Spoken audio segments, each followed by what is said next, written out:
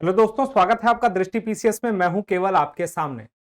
Target BPSC series 2023 के लिए शुरू हो चुकी है, यानी कि 68वीं बीपीएससी के लिए टारगेट बीपीएससी सीरीज शुरू हो चुकी है और उसी सीरीज का आज करंट अफेयर का दूसरा वीडियो है, यानी कि दूसरा एपिसोड है। पहले एपिसोड में हमने नवंबर और दिसंबर महीने के करंट अफेयर को कवर किया था और अब हम सितंबर और अक्टूबर महीने के करंट अफेयर को कवर करेंगे, 2022 के करंट अफेयर को। और आप लोगों में से बहुत सारे लोगों ने पूछा कि हम कब तक का करंट अफेयर कवर करेंगे, तो मैं आपको बता दूं कि 2022 जनवरी से लेकर दिसंबर तक का पूरा करंट अफेयर हम कवर करने वाले हैं।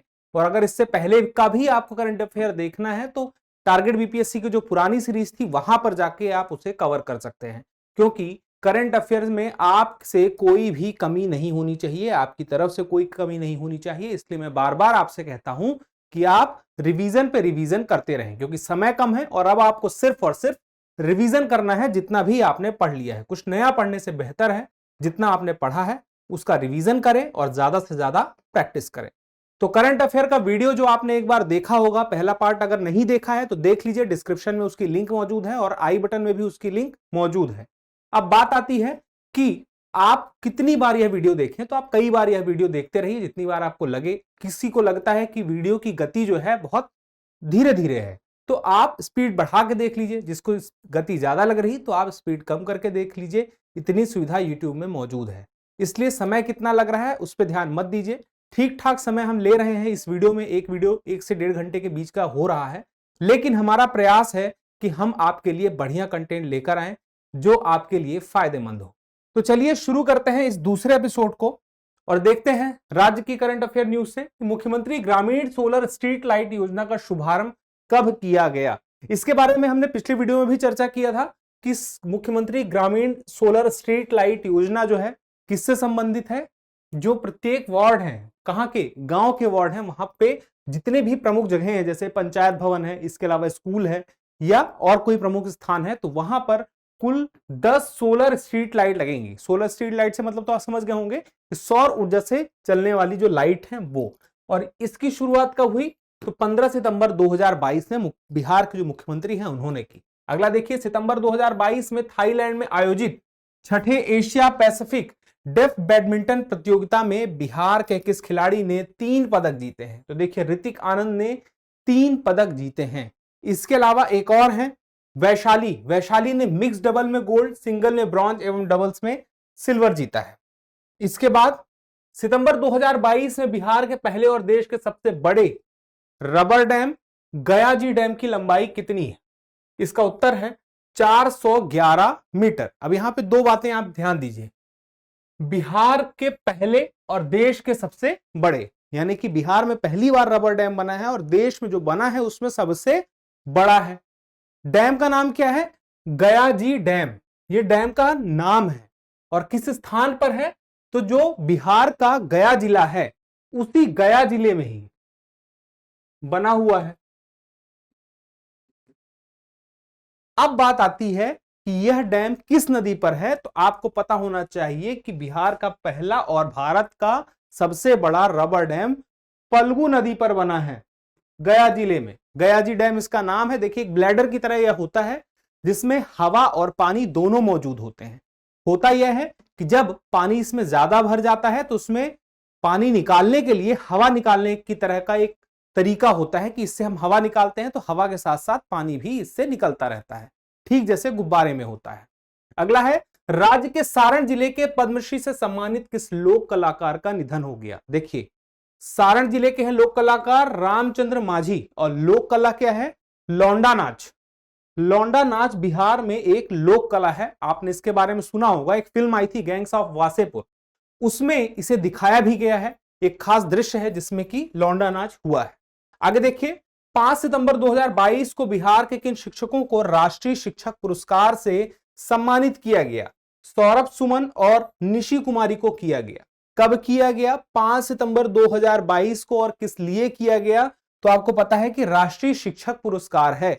और राष्ट्रीय शिक्षक पुरस्कार 5 सितंबर 2022 को क्यों दिया गया, क्योंकि 5 सितंबर 2022 में जो 5 सितंबर है वह शिक्षक दिवस के रूप में हम मनाते हैं।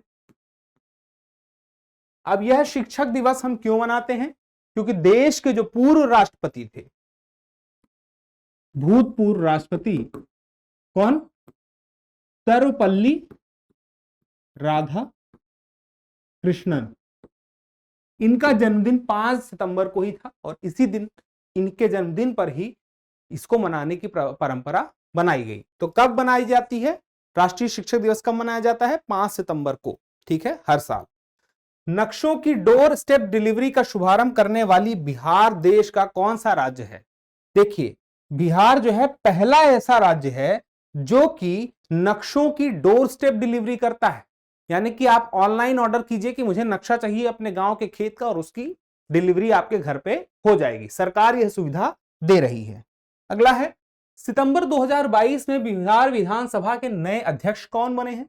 देखिए, अभी हाल ही में सितंबर 2022 में बने अवध बिहारी चौधरी और 17वें विधानसभा अध्यक्ष हैं। अब बात आती है कि आखिर यह विधानसभा अध्यक्ष हैं तो कहीं ना कहीं से विधायक भी होंगे, और विधायक कहां से हैं तो आप बता दीजिएगा कि भाई साहब ये जो विधायक हैं ये सिवान जिले से विधायक हैं। अब बात आती है कि आखिर किस पार्टी से संबंधित है, तो राष्ट्रीय जनता दल। तो आपको यह भले पता ना हो किस पार्टी से हैं, आपको दो बातें पता होनी चाहिए कि विधानसभा अध्यक्ष कौन है वर्तमान में, अवध बिहारी चौधरी किस नंबर के हैं, तो बिहार विधानसभा के 17वें नंबर के हैं। और उसके बाद आपसे पूछ लिया जाए कि ये किस विधानसभा से आते हैं तो आप बताएंगे सिवान से आते हैं। अगला है, अक्टूबर 2022 में बिहार का कौन सा जिला पहला 100% डिजिटल बैंकिंग वाला जिला बना है। इसका सही उत्तर है जहानाबाद। अब देखिए यहां पे एक शब्द आया है डिजिटल बैंकिंग वाला जिला, और किस नंबर पे, पहला 100%। आखिर ये डिजिटल बैंकिंग और पहला 100% से क्या मतलब है। देखिए, केंद्र सरकार और रिजर्व बैंक ने 2019 में तय किया कि हर राज्य में, देश के हर राज्य में एक जिला ऐसा होगा जहां पर हम 100% डिजिटल बैंकिंग की सेवा देंगे। हर राज्य में एक जिले की बात हुई थी 2019 में, जिसमें पहले नंबर पे जो बिहार के लिए राज्य चुना गया वो कौन सा, जहानाबाद ही चुना गया। तो आखिर यह है क्या 100% डिजिटल बैंकिंग में। दरअसल मतलब यह है कि जितने भी बैंक में जितने लोगों का खाता है वो या तो इंटरनेट बैंकिंग का इस्तेमाल कर रहे हैं, या तो डेबिट कार्ड का, या तो मोबाइल बैंकिंग का, या तो यूपीआई का। इसी प्रकार तो जो अन्य सुविधाएं हैं उनमें से कम एक सुविधा का इस्तेमाल कर रहे हैं जो डिजिटल बैंकिंग से जुड़ी हुई सुविधा है। इस तरह से 100% डिजिटल बैंकिंग वाला जिला कौन बन रहा है, बिहार में पहला जहानाबाद। अगला है, राज्य का पहला मल्टी मॉडल लॉजिस्टिक पार्क कहां बनाया गया है, तो इसका उत्तर है पटना में बनाया गया है। अब ये लॉजिस्टिक पार्क में क्या होता है, तो देखिए मुख्य रूप से यहां पे कोल्ड स्टोरेज, मशीनीकृत हैंडलिंग, बड़े बड़े वाहनों के लिए पार्किंग और कस्टम क्लियरेंस की व्यवस्था होती है। तो अपने आप में यह जो बना है यह कहां पे बना है, पहला पटना में। बिहार के प्रसिद्ध साहित्यकार रामधारी सिंह दिनकर की कौन सी जयंती कब मनाई जाती है। देखिए फिलहाल के लिए यहां पे प्रश्न थोड़ा सा गड़बड़ है, समझ लेते हैं कि इनकी जयंती कब मनाई जाती है, तो 23 सितंबर को इनकी जयंती मनाई जाती है। जो राष्ट्र कवि के रूप में जाने जाते हैं रामधारी सिंह दिनकर, इनका संबंध कहां से है, बेगूसराय जिले से है। और बात जो आई है कि कौन सी जयंती है, तो इनकी 114वीं जयंती है। ठीक है, अगला है सितंबर 114वीं कब, 2022 में जो हुई थी 23 सितंबर को, वो 114वीं थी। अब 2023 वाली 115वीं हो जाएगी। अगला है, सितंबर 2022 को बिस्मिल्लाह खां अंतरराष्ट्रीय सम्मान समारोह 2022 में किस व्यक्ति को लाइफ टाइम अचीवमेंट अवार्ड दिया गया। देखिए आप बिस्मिल्लाह खां के बारे में सुने होंगे, बहुत ही प्रसिद्ध शहनाई वादक हैं, और बिस्मिल्लाह खां के नाम से ही एक बिस्मिल्लाह खां ट्रस्ट बना है, उसके द्वारा यह बिस्मिल्लाह खां अंतरराष्ट्रीय सम्मान समारोह दिया जाता है। और 2022 में दिया गया आर.के. सिन्हा को, जो साहित्य से भी जुड़े हैं, पत्रकारिता से भी जुड़े हैं, अपने आप में एक बहुत ही विद्वान व्यक्ति हैं जो समाज सेवा में भी लगे रहे हैं।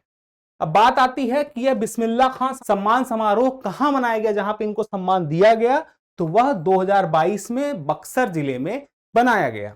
अगला है, बिहार के किस जिले में नील गाय से संबंधित राज्य का पहला शोध संस्थान खोला जाएगा। अभी खुला नहीं है, खोला जाएगा, और कहां खोला जाएगा, बक्सर में खोला जाएगा। अगला है, बिहार के किस जिले जहां हाल ही में दक्षिण कोरिया के सहयोग से रॉयल लोटस टेम्पल का निर्माण हुआ है, तो इसका सही उत्तर है गया। गया में भी कहां, बोध गया में रॉयल लोटस टेम्पल का निर्माण किया गया है। रॉयल लोटस टेम्पल क्या है? देखिए, जो दक्षिण कोरिया है वहां पे रॉयल लोटस टेम्पल है, उसी की तर्ज पर बिहार में बनाया गया है और बिहार में पहला ऐसा है जो। अब आखिर यह रॉयल लोटस टेम्पल किस धर्म से संबंधित है मंदिर है? तो आप बताएंगे कि यह जो है बौद्ध धर्म से संबंधित है। अब बात आती है कि इसको बनवाया किसके द्वारा गया है? तो देखिए, दक्षिण कोरिया के लोगों का इसको बनवाने में विशेष योगदान है। अगला आता है, बिहार की कौन सी डेयरी CAS, अब देखिए CAS का full form conformity assessment scheme mark पाने वाली भारत की पहली डेयरी बन गई है। देखिए, यह जो मार्क मिलता है CAS मार्क, यह अपने आप में दूध की गुणवत्ता बताता है और दूध के जो भी प्रोडक्ट हैं उसकी गुणवत्ता को बताता है कि यह बहुत अच्छी है। और इस वक्त इस मार्क को पाने के बाद जो बिहार की नालंदा डेयरी है वह अमूल के दूध से भी बेहतर दूध अपने आप को साबित कर रही है। किसके दम पर? इस CAS मार्क के दम पर। और यह CAS मार्क पाने वाली नालंदा डेयरी पहली डेयरी है। अमूल को भी अभी नहीं मिला, पहले किसको मिला है? नालंदा को। अगला प्रश्न है, अक्टूबर 2022 को किसे बिहार के अति पिछड़ा वर्ग आयोग का अध्यक्ष बनाया गया? तो देखिए, नवीन कुमार आर्या को अति पिछड़ा वर्ग आयोग का अध्यक्ष बनाया गया। हाल ही में अति पिछड़ा वर्ग आयोग का गठन किया गया था बिहार में। अगला प्रश्न है, बिहार के किस फिल्म डायरेक्टर को पेरिस में आयोजित 70वें San Sebastian International Film Festival में बेस्ट डायरेक्टर का अवार्ड मिला है? इसका उत्तर याद रखिएगा, पार्थ सौरभ को मिला है। और कहां से संबंधित है वो? दरभंगा से। और फिल्म का नाम क्या है? पोखर के दुनू पार। ठीक है। अगला है, सितंबर 2022 में किस व्यक्ति को विश्व साहित्य शिक्षक पुरस्कार से सम्मानित किया गया है? इसका सही उत्तर है प्रोफेसर अरुण कुमार झा। और आपसे पूछ लिया जाए कि प्रोफेसर अरुण कुमार झा जिन्हें यह पुरस्कार मिला है वह कहां से हैं? तो आप बताएंगे मधुबनी से है। अगला है, भारत में किस देश से 8 चीतों को लाया गया है? तो आपने यह खबर अभी हाल में सुनी होगी। हम रिवीजन क्लास कर रहे हैं लेकिन हम मोटा मोटा इस तरह से सारा करंट अफेयर कवर कर रहे हैं कि जो पहली बार भी करंट अफेयर पढ़ रहा है उसके भी काम आए, और जो कई बार पढ़ चुका है रिवीजन कर रहा है तो उसके भी यह काम आए। तो देखिए, इसका सही उत्तर क्या है? नामीबिया है। अब देखिए, भारत में बात करें तो यह जो लाया गया, कहां लाया गया? तो मध्य प्रदेश में श्योपुर नाम का एक जिला है और श्योपुर में एक राष्ट्रीय पार्क है, कूनो नेशनल पार्क राष्ट्रीय उद्यान है। इस राष्ट्रीय उद्यान में लाए गए 8 के 8 चीते अभी हाल ही में 2022 में। अब इस कूनो नेशनल पार्क के बारे में जान लीजिए, थोड़ा सा सवाल पूछ सकता है नेशनल पार्क से जुड़ा हुआ। तो यह शुरू में तो अभयारण्य बना, 1981 में अभयारण्य बना और उसके बाद 2018 में इसे राष्ट्रीय उद्यान यानी कि नेशनल पार्क का दर्जा दे दिया गया। और भारत में जो चीते लाए गए एक खास प्रोजेक्ट के तहत लाए गए। उस चीते लाने के प्रोजेक्ट का नाम क्या है? इंटरनेशनल चीता ट्रांसलोकेशन प्रोजेक्ट। इसको याद रखिएगा। भारत में बिग कैट प्रजाति के कौन कौन से जानवर है? देखिए, 5 जानवर होते हैं बिग कैट प्रजाति के, बाघ, शेर, तेंदुआ, हिम तेंदुआ और चीता।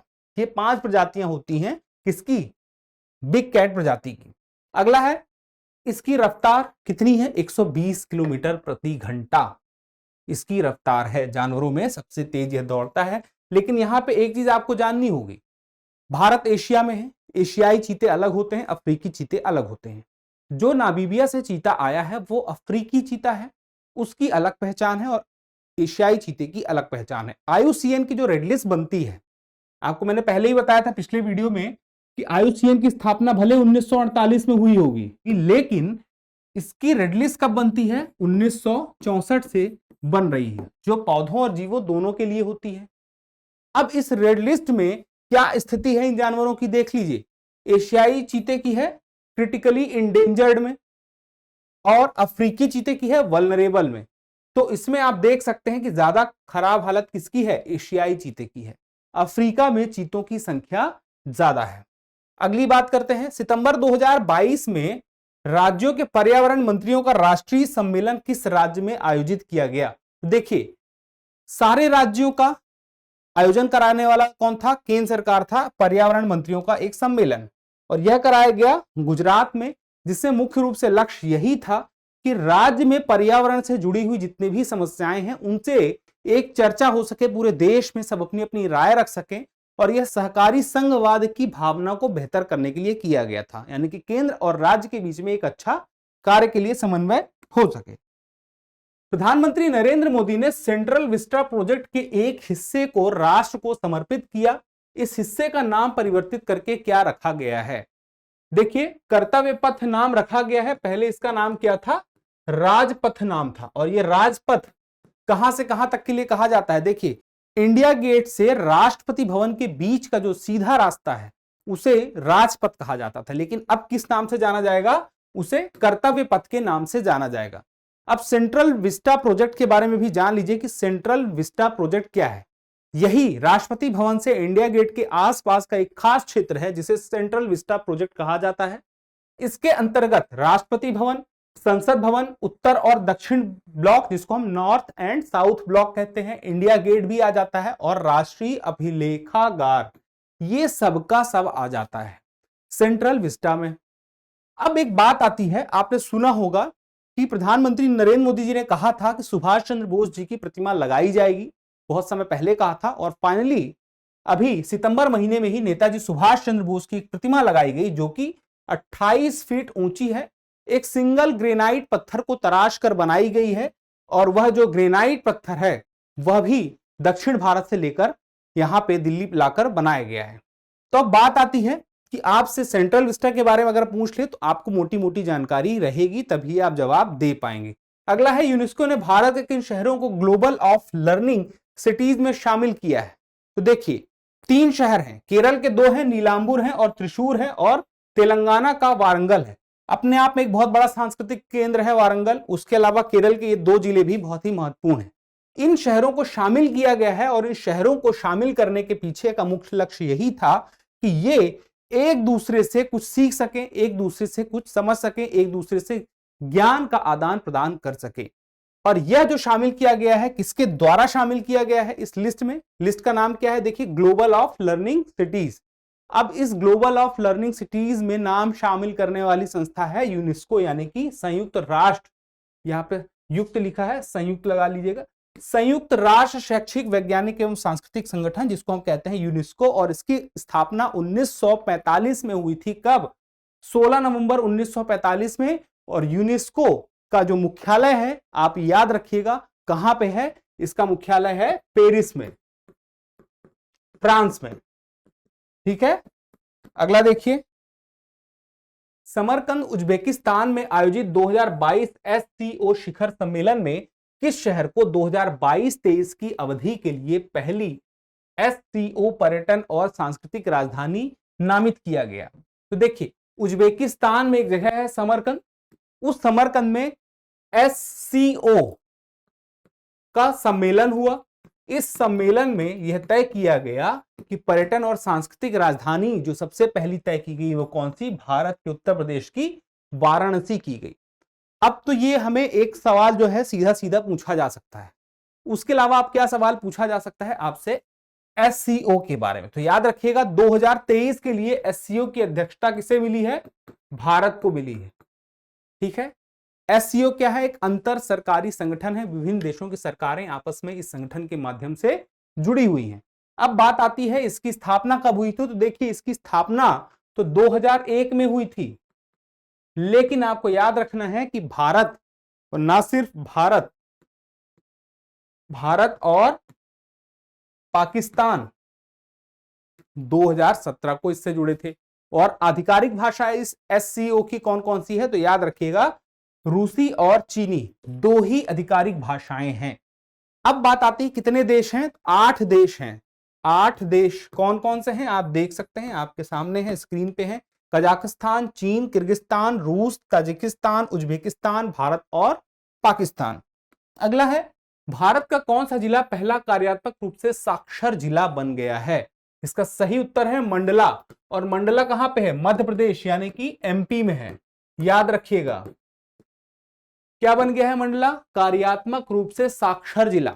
देखिए, मंडला एक ऐसा क्षेत्र है जहां पर वन है और वनवासी है, वन में रहने वाले काफी लोग हैं, आदिवासी समुदाय हैं जो वनों में रहते हैं। तो ऐसे लोग जो वहां पे वन के आसपास के क्षेत्र में रहते हैं, वन से जुड़े हुए क्षेत्रों में रहते हैं, उनके साथ बहुत सारे अधिकारियों के द्वारा कुछ ऐसे कार्य करा लिए जाते हैं कि उनके साथ कहा जाए कि एक तरह से ठगी हो जाती है। सरकारी कागजों में जहां कहीं पे भी उन्हें कुछ पैसे मिलने थे, कुछ उनका लाभ होना था, तो उनसे अंगूठा लगवा करके ठगी कर ली जाती थी। इस ठगी से उनका काफी नुकसान हो रहा था। और यह ठगी क्यों हो रही थी? क्योंकि वो साक्षर नहीं थे, वो पढ़ लिख नहीं पा रहे थे, काम भर का नहीं पढ़ लिख पा रहे थे कि कम से कम अपना नाम लिख पाए, सामने क्या चीज उनके कागज में लिखी है उतना कम से कम पढ़ पाए, काम भर का। लेकिन ये उनसे नहीं आ रहा था और यही कार्य किया गया कि वहां पर सभी लोगों को कार्यात्मक रूप से साक्षर बना दिया गया, जिसको इंग्लिश में क्या कहेंगे? Functionally literate. यह कार्य क्या हुआ? सबसे पहले मंडला में, मध्य प्रदेश में। तो याद रखिएगा, अपने आप में बहुत ही महत्वपूर्ण खबर है। 32वां वैश्विक वित्तीय केंद्र सूचकांक में दुनिया के सबसे पसंदीदा वित्तीय केंद्र के रूप में शीर्ष पर कौन सा शहर है? तो आप बताएंगे न्यूयॉर्क है, और उसके बाद लंदन और सिंगापुर। किस चीज में? दुनिया के सबसे पसंदीदा वित्तीय केंद्रों में। ठीक है, अगला देखिए, अगर मुंबई और दिल्ली की बात करें तो मुंबई 7वें में है और दिल्ली, नई दिल्ली 68वें नंबर पे है। संयुक्त रूप से जो इसको बनाता है कौन? लंदन में येन समूह और शेंजन में चीन विकास संस्थान द्वारा प्रकाशित किया जाता है, याद रखिएगा। ठीक है, और यह जो है वर्ष में 2 बार प्रकाशित होता है। अगला है मानव विकास सूचकांक 2021, जो अभी हाल ही में रिपोर्ट आई थी, मानव विकास रिपोर्ट 2021-22, उसी के अंतर्गत मानव विकास सूचकांक 2021 आया है। और इस मानव विकास सूचकांक में भारत की कौन सी रैंक है? तो आप बताएंगे कि भारत की रैंक है 132वीं। अगर आपको पता है पिछले वाले सूचकांक में, मानव विकास सूचकांक में 2020 में भारत की रैंक कौन सी थी, तो आप कमेंट बॉक्स में जरूर बताइएगा। और देखिए कुल कितने देश हैं? 191 देश हैं, जिसमें से भारत की रैंक कितनी है? 132 है। अब यहां पे 2-3 बातें आपको और याद रखनी है। संयुक्त राष्ट्र विकास कार्यक्रम जो यूएनडीपी है, उसके द्वारा यह रिपोर्ट जारी की जाती है। अगली बात कौन सी? कि इसकी शुरुआत कब हुई? 1990 में, जब इस मानव विकास सूचकांक को बनाया महबूब उल हक ने अमर्त्य सेन के साथ में। पाकिस्तान के महबूब उल हक, और सहयोग उनका किसने किया? इंडिया के अमर्त्य सेन ने। इस मानव विकास सूचकांक में जो शीर्ष देश हैं, उसमें आप देखेंगे स्विट्जरलैंड, नॉर्वे और आइलैंड तीसरे नंबर पे है। अब बात आती है आइसलैंड तीसरे पे होने के बाद श्रीलंका 73वें पे है, जो भारत का पड़ोसी है। चीन 79, बांग्लादेश 129 और भूटान 127। अब देखिए, तो भारत के जितने भी आपको चीन, श्रीलंका, बांग्लादेश और भूटान ये देश दिख रहे हैं, पड़ोसी देश, वो जितने भी यहाँ पे स्क्रीन पे हैं, भारत से बेहतर स्थिति में है इस सूचकांक में। अब इस सूचकांक में 3 इंडेक्स होते हैं। वो कौन कौन से होते हैं? देखिए 3 डायमेंशन इंडेक्स है। एक है लाइफ एक्सपेक्टेंसी, दूसरा होता है एजुकेशन, और तीसरा होता है आपका ग्रॉस नेशनल इनकम। ठीक है, अब देखिए अगला, भारत द्वारा मैत्री सुपर थर्मल पावर प्रोजेक्ट की यूनिट 1 का अनावरण किस देश में किया गया? तो यह किया गया है बांग्लादेश में। और बांग्लादेश, उसके साथ साथ दक्षिण का जो असम क्षेत्र है, उसको इस थर्मल पावर प्रोजेक्ट से फायदा होगा, विद्युत का फायदा होगा। साथ में यह किस नदी पर है? तो आप बता सकते हैं कुशियारा नदी पर है। और कितनी बिजली यहां से बनेगी? 320 मेगावाट बिजली यहां से बनेगी। इसको विकसित किसके द्वारा किया गया है? तो भारत हैवी इलेक्ट्रिकल्स लिमिटेड के द्वारा, जिसे हम शॉर्ट में क्या कहते हैं? भेल के द्वारा। और यह अपने आप में बांग्लादेश का सबसे बड़ा बिजली संयंत्र है। अगला है, भारत ब्रिटेन को पछाड़कर दुनिया की कौन सी सबसे बड़ी अर्थव्यवस्था बन गया है? तो भारत ने ब्रिटेन को पछाड़ करके 5वां स्थान हासिल कर लिया है, यानी कि 5वें नंबर की सबसे बड़ी अर्थव्यवस्था बन गया है। किस मामले में? वास्तविक सकल घरेलू उत्पाद जीडीपी में जब वह 6 से 6.5% की वृद्धि हासिल करता है तब। उसके बाद आप देखेंगे जो शीर्ष 4 हैं, तो कौन कौन से हैं? अमेरिका है, चीन है, जापान है और जर्मनी है। यानी कि शीर्ष में कौन बना हुआ है? यहाँ पे अमेरिका बना हुआ है। सितंबर 2022 में P-17A यानी कि प्रोजेक्ट 17A के 5वें स्टील फ्रिगेट तारागिरी को कहां पर लॉन्च किया गया? यहां पर किसकी बात हो रही है? युद्धपोत की बात हो रही है। युद्धपोत को लॉन्च किया गया। इस युद्धपोत को कहां लॉन्च किया गया है? मुंबई में। और इसका नाम क्या है? तारागिरी। इस तारागिरी का नाम कहां से पड़ा है? जो गढ़वाल हिमालयी क्षेत्र है वहां पर एक पहाड़ी श्रृंखला है, उसका नाम क्या है? तारागिरी। अब इस युद्धपोत की लंबाई और चौड़ाई भी देख लीजिए, 488.10 फीट लंबा और 58.5 फीट चौड़ा। लेकिन आपको इतना याद नहीं रखना है जो मैं बता रहा हूं, इस लंबाई चौड़ाई को आप भूल भी जाएंगे तो काम चल जाएगा। अब आपको बस इतना याद रखना है कि शिवालिक क्लास की जहाज का एडवांस वर्जन है यह, और मैंने पहले ही बताया क्या है, युद्धपोत है। अगला है, भारत का पहला नाइट स्काई अभ्यारण्य कहां बनाया जाएगा? याद रखिएगा, बना नहीं है, बनाया जाएगा। कहां बनाया जाएगा? लद्दाख में। क्या बनाया जाएगा? पहला, इस बात को याद रखिएगा, नाइट स्काई अभ्यारण्य, यानी कि इस खास क्षेत्र में एक ऐसा माहौल है जहां पर कि आप ऑप्टिकल्स, इंफ्रारेड और जो गामा रे की दूरबीन है उससे आसमान की ओर निहार सकते हैं, वहां से आपको स्पष्ट दिखेगा। और यह उन लोगों के लिए बहुत ही फायदेमंद है जो खगोल विज्ञान में, आकाशगंगा में, अंतरिक्ष में रुचि रखते हैं। अगली एक और बात इसमें याद रखिएगा कि यह किस वन्यजीव अभयारण्य के एक हिस्से में है, तो चांगथांग वन्यजीव अभयारण्य है। तो आप कह सकते हैं कि चांगथांग वन्यजीव अभयारण्य के एक हिस्से को किस रूप में बनाया जाएगा? पहले नाइट स्काई अभयारण्य के रूप में बनाया जाएगा। अगला है, प्रधानमंत्री स्कूल्स फॉर राइजिंग इंडिया योजना का उद्देश्य क्या है? देखिए, स्कूलों के पुनर्विकास के लिए यह योजना शुरू की गई, प्रधानमंत्री स्कूल्स फॉर राइजिंग इंडिया। और इसे शुरू करने का जो उद्देश्य था वो यही था कि देश की 14,500 जो स्कूलें हैं उनका पुनर्विकास किया जाए। राष्ट्रीय शिक्षा नीति 2020 का इस पुनर्विकास में पूरा प्रभाव भी देखने को मिलेगा। अगला है, सितंबर 2022 में प्रधानमंत्री अमित शाह ने कहां पर कृषक भारती कोऑपरेटिव लिमिटेड की बायो इथेनॉल परियोजना क्रीभको हजीरा का शिलान्यास किया? देखिए, सूरत में किया है, यानी कि गुजरात में किया है। आपको पता होगा जो बायो इथेनॉल है उसका जो हमारा पेट्रोलियम होता है उसमें 20% तक का हमने लक्ष्य रखा है, इथेनॉल ब्लेंडिंग का लक्ष्य रखा है। ठीक है, 20% तक का, यानी कि अभी जो हम आयात कर रहे हैं पेट्रोलियम वो काफी महंगा हो गया है। हम उसमें बहुत कम मात्रा में, सिर्फ 3% के आसपास कुछ समय पहले तक ब्लेंडिंग कर रहे थे, और हमने अपने लक्ष्य को धीरे धीरे करके बढ़ाया है। और इस लक्ष्य को बढ़ाते हुए हम 20% तक जैव इथेनॉल, यानी कि इसे हम क्या कहेंगे, बायो इथेनॉल को हम ब्लेंडिंग करने का लक्ष्य रखे हुए हैं। तो पहले 2030 तक हम बायो इथेनॉल की ब्लेंडिंग करना चाहते थे, लेकिन अब हम 2025 तक ही यह ब्लेंडिंग का लक्ष्य पूरा करना चाह रहे हैं। अगला है, विश्व डेयरी सम्मेलन 2022 का आयोजन कहां किया गया? तो याद रखिएगा, किसका सम्मेलन? विश्व डेयरी सम्मेलन 2022 ग्रेटर नोएडा में किया गया। और यह किसके द्वारा किया गया? तो अंतरराष्ट्रीय डेयरी महासंघ ने ग्रेटर नोएडा में यह सम्मेलन आयोजित किया। इसकी थीम क्या थी? पोषण और आजीविका के लिए डेयरी। इसमें एक बात याद रखिएगा, जो यह पहला सम्मेलन था वर्ष 1974 में हुआ था, और यह जो 2022 में हुआ है, कहां पे? ग्रेटर नोएडा में। अगला है, 2 दिवसीय केंद्र राज्य विज्ञान सम्मेलन का आयोजन कहां किया गया? यह किया गया अहमदाबाद में। ठीक है, अब बात आती है, साइंस सिटी अहमदाबाद में किया तो गया, इससे फायदा क्या हुआ? इससे फायदा यह हुआ कि जो केंद्र राज्य विज्ञान सम्मेलन है उसमें जो राज्यों की जो समस्याएं हैं तकनीकी और नवाचार को लेकर के, उस समस्या का निवारण इस सम्मेलन में निकालने की कोशिश की गई नवाचार के माध्यम से। और नवाचार के मामले में अगर भारत की बात करें तो ग्लोबल इनोवेशन इंडेक्स 2022 में भारत का स्थान कौन सा है? 40वां है।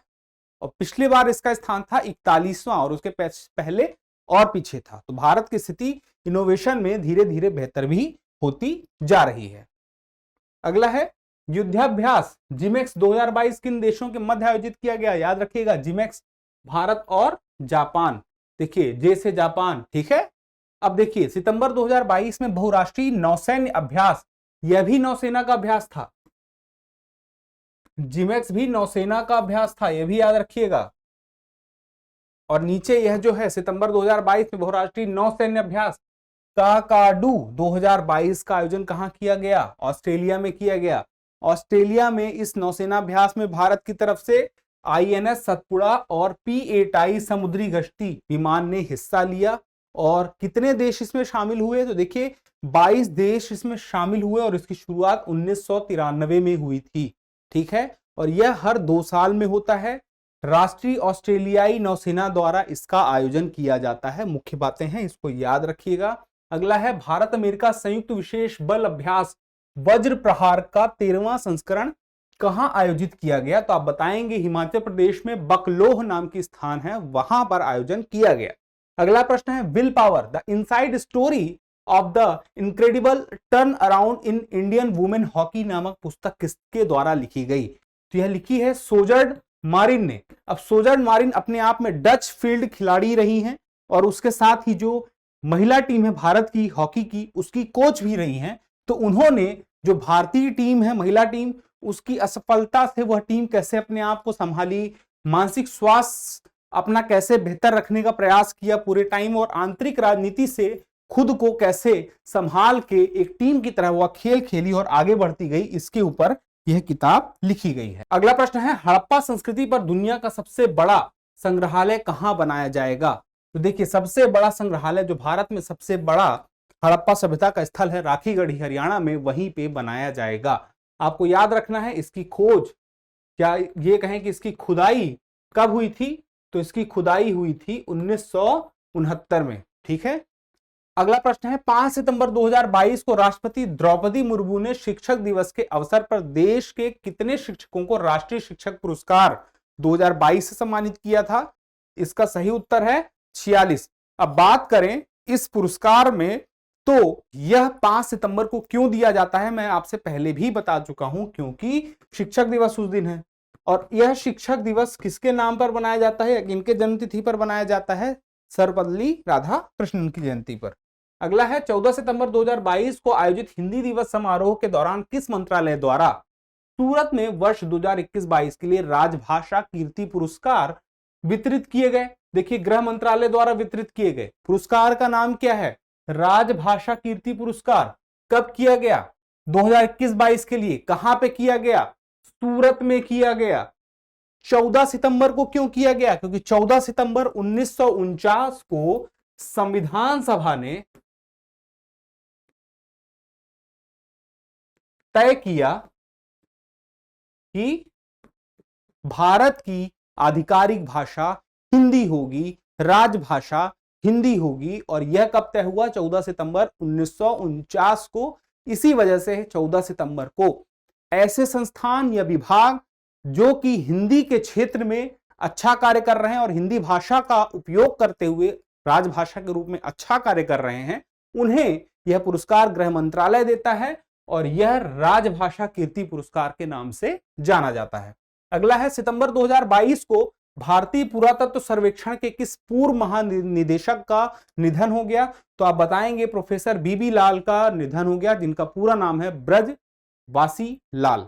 आगे देखते हैं वह कौन सी फिल्म है जिसे हाल ही में 95 अकादमी पुरस्कारों, जिसको हम क्या कहते हैं ऑस्कर पुरस्कार में सर्वश्रेष्ठ अंतरराष्ट्रीय फीचर फिल्म श्रेणी में भारत की आधिकारिक प्रविष्टि के रूप में शामिल किया गया है, और फिल्म का नाम है छेल्लो शो। छेल्लो शो को 95 अकादमिक पुरस्कारों यानी कि ऑस्कर पुरस्कार में शामिल किया गया है। छेल्लो शो के बारे में थोड़ी सी चीज जान लीजिए कि छेल्लो शो एक गुजराती फिल्म है। गुजराती फिल्म को जो निर्देशित किया गया है पी नलिन के द्वारा, यानी कि निर्देशक है पी नलिन, और इसका जो इंग्लिश में नाम है छेल्लो शो का वह है द लास्ट फिल्म शो। यह नाम भी आपसे पूछ सकता है या तो छेल्लो शो के नाम से आपसे सवाल पूछ सकता है। यह जो है सर्वश्रेष्ठ विदेशी फिल्म की श्रेणी में शामिल की गई है, कहां पे, ऑस्कर के लिए। ऑस्कर के बारे में बस इतना जान लीजिए कि इसकी शुरुआत वर्ष 1929 में हुई थी। ठीक है, अमेरिका का पुरस्कार है ये। 74वें प्राइम टाइम एमी अवार्ड 2022 समारोह का आयोजन कहां किया गया, तो आप इसका उत्तर बताएंगे लॉस एंजलिस अमेरिका में किया गया, और यह प्राइम टाइम एमी अवार्ड जो है वहां का अमेरिका का टेलीविजन अवार्ड है। ठीक है, अगला है वर्ष 2022 का 64वां रमन मैग्सेसे पुरस्कार किसको प्राप्त हुआ, तो देखिए 2022 का यह जो पुरस्कार प्राप्त हुआ गैरी बेनचेघिप, तदाशी हटोरी, तेथियारा छिम और बर्नाडेट मैड्रिड को है। ये 4 लोग हैं। अब बात आती है कि यह पुरस्कार जो है इसके बारे में सबसे प्रमुख बात क्या है, तो सबसे प्रमुख बात यही कि इसे एशिया का नोबेल पुरस्कार कहा जाता है। इसकी शुरुआत कब हुई थी? वर्ष 1957 को इसकी शुरुआत हुई। क्यों हुई थी? क्योंकि इसी दौरान फिलीपीन के एक राष्ट्रपति का दुर्घटना में निधन हो गया था और फिलीपीन के राष्ट्रपति के नाम से ही यह पुरस्कार का नाम पड़ा है, जिसका नाम क्या है? रेमन मैग्सेसे अवार्ड, और इसी के नाम पर फाउंडेशन है, रेमन मैग्सेसे अवार्ड फाउंडेशन, यानी कि RMAF। ठीक है, अब ये जो चारों लोग हैं इनके बारे में मोटा मोटा आप जान लीजिए कि एक जो सोथियारा छिम है वो कंबोडियाई मनोचिकित्सक हैं। गैरी बेनचेघिप ये जो है पर्यावरण संरक्षक हैं। तदाशी हटोरी जो है जापान की नेत्र रोग विशेषज्ञ भी हैं और साथ साथ में समाज सेवी भी हैं। इसके अलावा बर्नाडेट जे मैड्रिड फिलिपीनी बाल रोग विशेषज्ञ हैं। ठीक है, अगला आता है 67वें फिल्म फेयर अवार्ड्स में सर्वश्रेष्ठ अभिनेता का पुरस्कार किसे प्राप्त हुआ है? देखिए, सर्वश्रेष्ठ अभिनेता का अवार्ड 67 फिल्म फेयर अवार्ड में रणवीर सिंह को, उनकी जो फिल्म आई थी 83 जो 1983 का वर्ल्ड कप था जिसमें कपिल देव कैप्टन थे और भारत ने पहली बार क्रिकेट विश्व कप जीता था, उसकी बात है। याद रखिएगा 1954 से यह जो फिल्म फेयर पुरस्कार जो है दिया जा रहा है और अभी 2022 में 67वां पुरस्कार दिया गया। इसमें कुछ और भी है, अनेक कैटेगरी है, जैसे सर्वश्रेष्ठ अभिनेत्री कृति सेनन मिमी के लिए, मिमी फिल्म का नाम है। सर्वश्रेष्ठ अभिनेता क्रिटिक्स की चॉइस है विकी कौशल, सरदार उधम। सर्वश्रेष्ठ अभिनेत्री क्रिटिक्स की चॉइस है विद्या बालन, शेरनी के लिए। सर्वश्रेष्ठ निर्देशक विष्णुवर्धन, शेरशाह। सर्वश्रेष्ठ फिल्म लोकप्रिय श्रेणी शेरशाह। सर्वश्रेष्ठ फिल्म क्रिटिक्स की श्रेणी सरदार उधम। जरूरी नहीं सारी चीजें पूछ ली जाए, शायद कोई एक चीज इससे आपसे पूछी जा सकती है। अगला है शरणार्थियों का स्वागत करने के प्रयासों के लिए वर्ष 2022 के यूनेस्को शांति पुरस्कार से किसको सम्मानित किया गया? पूर्व जर्मन चांसलर एंजेला मार्केल को इसके लिए सम्मानित किया गया। जो पूर्व जर्मन चांसलर हैं एंजेला मार्केल, अपने आप में दुनिया की सबसे ताकतवर महिलाओं में से इनकी गिनती होती रही है। इसमें आपको मुख्य बात बता दें, उन्हें यह पुरस्कार क्यों मिला? क्योंकि 12 लाख शरणार्थियों को जर्मनी में बसाने के लिए इनकी तरफ से प्रस्ताव लाया गया था और इस बात से प्रभावित होकर के जो यूनेस्को है उसने यह पुरस्कार उन्हें दिया और शांति पुरस्कार दिया। इस शांति पुरस्कार का एक नाम भी है, नाम याद रखिएगा, फेलिक्स हॉफोएट बोगेन यूनेस्को शांति पुरस्कार। 1989 से यह पुरस्कार दिया जा रहा है और मुख्य बात यह है कि आखिर यह जो नाम पड़ा है फेलिक्स हॉफोएट बोगेन, ये जो थे आइवरी कोस्ट के राष्ट्रपति थे एक समय पे और उन्हीं के नाम से यह पुरस्कार बना है। अगला है रोमानिया में आयोजित हुई विश्व युवा शतरंज चैंपियनशिप में भारत के 76वें ग्रैंड मास्टर का खिताब किसने जीता है? देखिए, यह बात हो रही सितंबर की। 76वें ग्रैंड मास्टर का खिताब जो जीता था वो थे प्रणव आनंद। अभी की बात करें जनवरी में कौस्तव चटर्जी 78वें हो चुके हैं, उसके बाद भी यह लिस्ट जारी रहेगी। और जो प्रणव आनंद हैं मात्र 15 वर्ष के थे, बेंगलुरु के हैं और इन्हें यह पुरस्कार मिला। पुरस्कार नहीं बोलेंगे, ग्रैंड मास्टर एक खिताब होता है। एक बार किसी शतरंज के खिलाड़ी को ग्रैंड मास्टर का खिताब मिल जाए तो आजीवन अपने नाम के आगे ग्रैंड मास्टर लगा सकता है। यह अपने आप में शतरंज के खेल में सबसे बड़ी उपलब्धि मानी जाती है। अब बात करें कि इससे कौन देता है? ग्रैंड मास्टर खिताब देने वाली संस्था भी होगी, तो बिल्कुल वह है विश्व शतरंज महासंघ। इसके लिए आपको एक पॉइंट्स मेंटेन करना पड़ता है, एक पॉइंट तक आपको जाना होता है। पॉइंट्स कितना है? 2500 पॉइंट, जिसे हम एलो रेटिंग कहते हैं। इस एलो रेटिंग में 2500 पॉइंट से ऊपर जब कोई जाता है तो वह ग्रैंड मास्टर बन पाता है। जितने भी शतरंज के लिए रजिस्टर्ड लोग हैं दुनिया भर में, उसका 0 कुछ प्रतिशत लोग ही हैं जो कि ग्रैंड मास्टर हैं। बहुत कम संख्या होती है। सबसे ज्यादा जो ग्रैंड मास्टर हैं, आपको मैं बता दूं जानकारी के लिए, तो रूस में सबसे ज्यादा ग्रैंड मास्टर हैं, याद रखिएगा। अब बात करें भारत में, तो भारत में मैंने आपको बताया कि अभी ये जो है 76वें के बाद 78वें भी बन चुके हैं कौस्तव चटर्जी, और ये पश्चिम बंगाल के हैं, याद रखिएगा। ठीक है, ये जो मैंने आपसे 2500 पॉइंट्स की बात बताई थी, इसे हमेशा मेंटेन नहीं करना पड़ता। अगर एक बार भी 2500 पॉइंट्स बना लिए किसी ने तो उसे ग्रैंड मास्टर का खिताब मिल जाएगा और आजीवन वह ग्रैंड मास्टर का खिताब उसके पास रहेगा। अगला है वर्ष 2022 का यूएस ओपन टेनिस टूर्नामेंट का फाइनल मुकाबला किस खिलाड़ी ने जीता है? इसका सही उत्तर है कार्लोस अल्कारेज, जो कि कहां के हैं? स्पेन के हैं। और जो इनसे हारे या जिसे हम क्या कह सकते हैं उपविजेता नॉर्वे के कैस्पर रूड है। अब इसमें आपको जो नाम आया है वो किसका आया है, यूएस ओपन टेनिस टूर्नामेंट का। 4 ग्रैंड स्लैम होते हैं जो सबसे बड़े टेनिस टूर्नामेंट होते हैं, उन चारों ग्रैंड स्लैम के बारे में आप जान लीजिए। साल में एक निश्चित समय में उनकी शुरुआत होती है और एक निश्चित समय में एक ग्रैंड स्लैम जो आखिरी होता है वो होता ही होता है। सबसे पहला जनवरी में ऑस्ट्रेलियन ओपन होता है, हार्ड कोर्ट पर यह खेला जाता है। दूसरा मई जून में फ्रेंच ओपन होता है, मिट्टी पर खेला जाता है। तीसरा जून जुलाई के दौरान होता है विंबलडन, लंदन में होता है, घास पर खेला जाता है। और जो चौथा है अगस्त सितंबर में यूएस ओपन, ये भी हार्ड कोर्ट पर खेला जाता है। अब यहां पे देखिए ऑस्ट्रेलियन ओपन जो है मेलबर्न में होता है, फ्रेंच ओपन आपका पेरिस में होता है, विंबलडन यूके में लंदन में होता है, और जो यूएस ओपन होता है वो आपका कहां होता है, न्यूयॉर्क में होता है। ठीक है, तो किस जगह पे होता है, किस समय पे होता है, ये 4 ग्रैंड स्लैम होते हैं, किस तरह के कोर्ट पर होता है, ये सब आपको पता होना चाहिए और इसके विजेता भी आपको पता होना चाहिए। तो 2022 में हम चारों ग्रैंड स्लैम देख लेते हैं। ऑस्ट्रेलियन ओपन 2022 विजेता राफेल नडाल स्पेन, पुरुष एकल की बात की मैंने। उपविजेता डेनिल मेदवेदेव रूस। यहां पे विजेता देख लेते हैं, विजेता आपके सामने है, आप देख सकते हैं, चाहे तो स्क्रीनशॉट भी अच्छे से ले सकते हैं, लेकिन फिर भी हम थोड़ा सा जिक्र कर लेते हैं। महिला एकल में एशले बार्टी ऑस्ट्रेलिया की हैं। अब फ्रेंच ओपन में बात करें तो देखिए फ्रेंच ओपन में है आपके राफेल नडाल, वो भी स्पेन के हैं। अब देखिए पहले उसमें भी ऑस्ट्रेलियन ओपन में भी राफेल नडाल थे और फ्रेंच ओपन में भी राफेल नडाल है। कहां के हैं, स्पेन के हैं। प्रश्न आपसे पूछा जा सकता है कौन विजेता है और वो विजेता कहां का है, दोनों बातें हो सकती हैं। उसके अलावा उपविजेता भी देख सकते हैं, आपके कैस्पर रूड है, नॉर्वे के हैं। अब बात आती है महिला एकल में, तो ईगा स्वीटेक है, पोलैंड की है, और उसके बाद कोको गॉफ जो है अमेरिका की है, उपविजेता है। उसके बाद देखिए विंबलडन 2022 नोवाक जोकोविच सर्बिया के हैं, विजेता है। उपविजेता कौन है इसमें, निक। और उसके बाद महिला एकल में एलिना, और इसमें उपविजेता कौन है, ओन्स जबूर। अब आता है चौथा और आखिरी साल का US open, Carlos Alcaraz Spain के हैं। उसके बाद उपविजेता है सी रुडो नॉर्वे। महिला एकल में ईगा स्वीटेक और उपविजेता है ओ जबूर। ये सारे नाम, उनके स्थान कौन कौन से हैं ग्रैंड स्लैम आपके सामने हैं, देख लीजिएगा, भूलिएगा नहीं, सवाल आता ही आता है।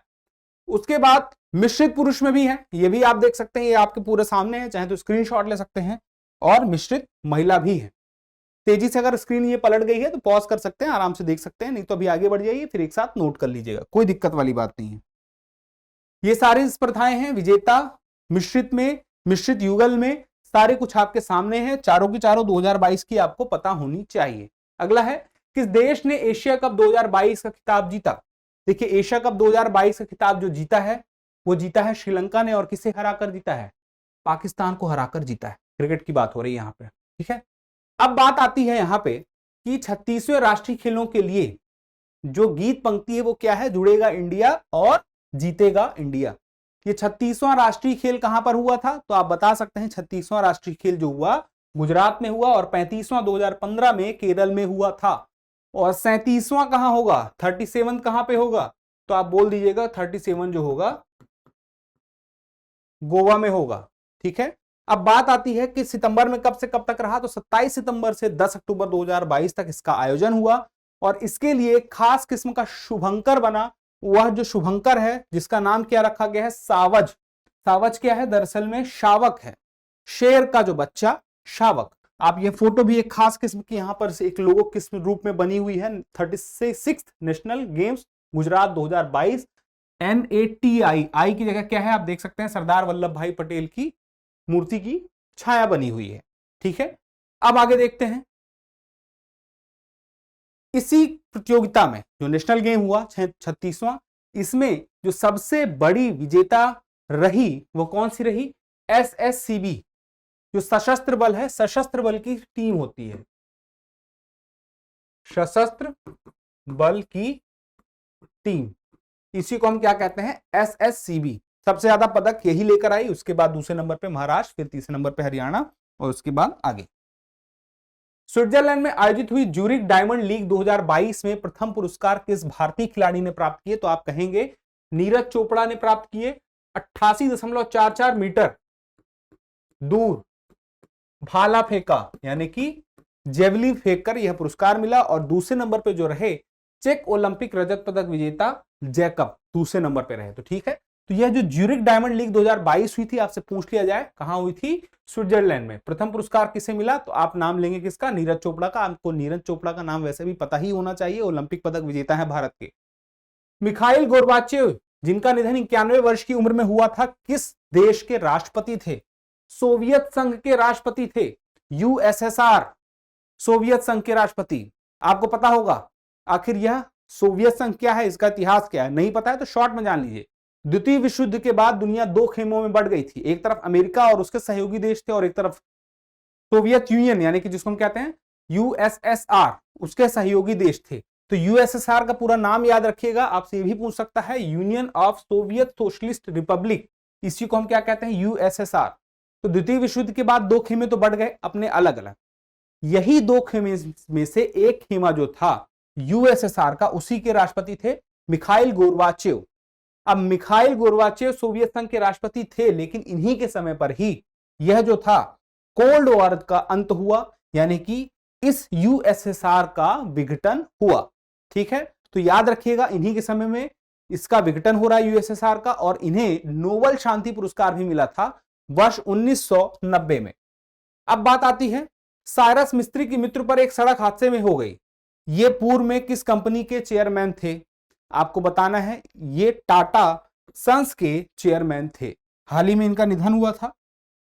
किस राज्य सरकार ने देश में पहली बार हिंदी में एमबीबीएस के पाठ्यक्रम की शुरुआत की है, और इसका सही उत्तर है मध्य प्रदेश की राज्य सरकार ने हिंदी में एमबीबीएस का पाठ्यक्रम चलाया है। और इस पाठ्यक्रम को चलाने के लिए चूंकि हिंदी में पाठ्य पुस्तकें चाहिए यानी कि किताबें चाहिए, उसके लिए 97 शिक्षकों का एक दल बनाया गया जो हिंदी में किताबों का रूपांतरण करेगा। ठीक है, अगला है पब्लिक अफेयर्स इंडेक्स पीएआई के 7वें संस्करण में बड़े राज्यों की श्रेणी में सर्वश्रेष्ठ शासित कौन है, तो आप बताएंगे सर्वश्रेष्ठ शासित राज्य जो है वह बड़े राज्यों की श्रेणी में हरियाणा है। किसके द्वारा, पब्लिक अफेयर्स इंडेक्स पीएआई 2022 के द्वारा। इसमें जो है यह जो पब्लिक अफेयर इंडेक्स है यह कहां की है, तो आप बताएंगे यह बेंगलुरु की है, और पब्लिक अफेयर सेंटर पीएसी द्वारा इस इंडेक्स का निर्माण किया जाता है। अब आपसे बड़े राज्य के बारे में पूछ लिया जाएगा तो आप बताएंगे कि बड़े राज्य में हरियाणा ऐसा राज्य है जो सर्वश्रेष्ठ राज्य है, और छोटे राज्य में सिक्किम ऐसा राज्य है जो सर्वश्रेष्ठ राज्य है। अगला प्रश्न है, विदेश मंत्री डॉक्टर एस जयशंकर ने किस राज्य में 17वां प्रवासी भारतीय दिवस अधिवेशन की वेबसाइट लॉन्च की, और इसका उत्तर है मध्य प्रदेश में। मध्य प्रदेश में भी कहां पर, इंदौर में। मध्य प्रदेश का एक बहुत ही महत्वपूर्ण जिला है इंदौर। इंदौर में वेबसाइट लॉन्च की, और आपको पता है कि जो 2023 में भी हाल ही में प्रवासी भारतीय दिवस मनाया गया वह कहां मनाया गया, इंदौर में। अब आगे देखिए, इंदौर में जो है यह 17वां प्रवासी भारतीय दिवस है, यह याद रखिएगा। अभी तक में कितनी बार मनाया जा चुका है, तो आप बताएंगे 17वीं बार तक मनाया जा चुका है। और आपको पता होगा प्रवासी भारतीय दिवस किस तारीख को रहता है, तो 9 जनवरी को। और 9 जनवरी को क्यों रहता है, तो यह भी आपको पता होगा, नहीं पता तो जान लीजिए कि यही वो दिन है जिस दिन महात्मा गांधी दक्षिण अफ्रीका से भारत आए थे वर्ष 1915 में। इसी दिन के लिए 9 जनवरी को चुना गया, और कब से, 2003 से यह शुरुआत हुई। पहले तो यह वार्षिक कार्यक्रम की तरह शुरुआत की गई थी, और बाद में 2015 में तय किया गया कि प्रत्येक 2 वर्ष में आयोजित होगी। अब बात आती है कि इसके साथ एक पुरस्कार भी जुड़ा हुआ है, जो प्रवासी भारतीय हैं, जो अनिवासी हैं और एनआरआई हैं, उनके लिए प्रवासी भारतीय सम्मान पुरस्कार भी इसी दिन यानी कि प्रवासी भारतीय दिवस के दिन दिया जाता है। और क्यों दिया जाता है, कि ऐसे लोग जिनका अपना एक विशिष्ट योगदान रहा है प्रवासी भारतीयों का, उनको दिया जाता है। अगला है, एजुकेशन फॉर इंडिया रिपोर्ट किसके द्वारा जारी की गई। अब देखिए, WEF, यूनिसेफ और युवा, इन तीनों के द्वारा जारी की गई। WEF का मतलब क्या है, वर्ल्ड इकोनॉमिक फोरम, यूनिसेफ और उसके अलावा तीसरा कौन है, युवा। इसमें मुख्य बातें जान लीजिएगा कि किस लिए जारी की गई है, क्योंकि इंडिया पहल की प्रगति और निष्कर्षों का आकलन करती है। ठीक है, अब बात आती है कि मुख्य रूप से इसमें यही बताया गया है कि शिक्षा के क्षेत्र में क्या प्रगति भारत में हुई है, क्या प्रयास हुए हैं, उनका आकलन यहां पे किया गया है। ठीक है, और जो भी असमानताएं हैं उसे दूर करने के उद्देश्य से यह बनाया गया है। ठीक है, केंद्र सरकार ने युवा 2 young upcoming and versatile authors 2.0 योजना शुरू की है। तो कब से की है? 2 अक्टूबर 2022 को 30 वर्ष से कम आयु के भारतीय युवा, चाहे वह पुरुष हो चाहे महिला हो, उनका चयन किया जाएगा। एक सीमित संख्या में उनका चयन किया जाएगा और उसके बाद उन्हें कुछ मात्रा में, हर महीने की मात्रा में स्कॉलरशिप दी जाएगी, जिससे वह लेखन के क्षेत्र में अच्छा कार्य कर सकें। अब आप देखें कि यह 2.0 है, यानी कि इसके जो पहला चरण है, पहले चरण की शुरुआत कब हुई थी? वर्ष 2021 में पहले चरण की शुरुआत हो चुकी थी। ठीक है, तो आपसे कोई पूछे तो आप बता सकेंगे। अगला है, किस मंत्रालय द्वारा स्वच्छ सर्वेक्षण 2022 रैंकिंग जारी की गई? हर बार इसी के द्वारा जारी की जा रही है, आवास और शहरी मामलों के मंत्रालय के द्वारा। यह अपने आप में दुनिया का सबसे बड़ा शहरी सफाई और स्वच्छता सर्वेक्षण है और अब तक में 6 बार यह हो चुका है। और इत्तेफाक की बात देखिए कि 2016 से यह शुरू हुआ है और 6 बार से लगातार कौन सा जिला सबसे स्वच्छ जिला है?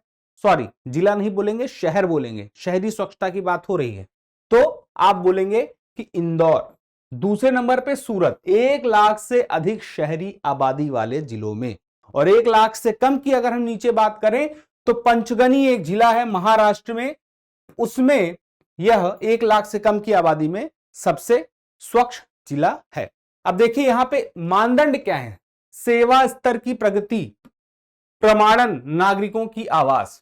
कुल मिला के देखा जाए तो शहर की स्वच्छता कितनी है, उसके लिए क्या प्रगति हो रही है, उसके लिए क्या प्रबंधन हो रहा है और उसमें क्या रिव्यू है उसका, तो इन सब बातों को देखा जाता है। और देखिए बेस्ट गंगा टाउन है, अलग अलग प्रश्न बन सकते हैं इस एक स्वच्छता सर्वेक्षण की आई जो रिपोर्ट है, जो पुरस्कार दिए गए हैं, तो उसमें आप देखेंगे कि गंगा टाउन जो है सबसे अच्छा कौन सा है? हरिद्वार, 1 लाख से अधिक आबादी के मामले में। और इसके अलावा आप और भी जो जुड़ा फैक्ट इससे जानते हैं, आपको पता है, तो आपको याद रखना होगा। और अगर आपको जानकारी है इसके अलावा कुछ और भी इस स्वच्छता रिपोर्ट के मामले में, स्वच्छता सर्वेक्षण के मामले में, तो आप कमेंट बॉक्स में जरूर बताइएगा। देखिए सबसे स्वच्छ राज्य कौन सा है? एमपी है, फिर छत्तीसगढ़ है, फिर महाराष्ट्र है। लेकिन किस मामले में? 100 से अधिक शहरी स्थानीय निकाय जहां पर हैं। लेकिन जहां 100 से कम शहरी स्थानीय निकाय हैं, वैसे में आप देखेंगे तो सबसे स्वच्छ राज्य है त्रिपुरा, फिर झारखंड, फिर उत्तराखंड। ठीक है, क्लियर हो गया। अब देखिए भारत का पहला 7 स्टार कचरा मुक्त शहर है इंदौर। देखिए कचरा मुक्त शहर होने के लिए बहुत सारे स्टार रैंकिंग दी गई है, मतलब कि 1 स्टार से लेकर के 1 स्टार, 3 स्टार, 5 स्टार और 7 स्टार, ये सारे स्टार दिए जाते हैं। स्वच्छता के मामले में शहरों को ये स्टार दिए जाते हैं, कौन कितना स्वच्छ है, कितना अपशिष्ट प्रबंधन किस शहर का कितना है उस हिसाब से। तो अपने आप में पहला शहर है पूरे भारत में इंदौर जो 7 स्टार कचरा मुक्त शहर बना है, पहला है, याद रखिएगा।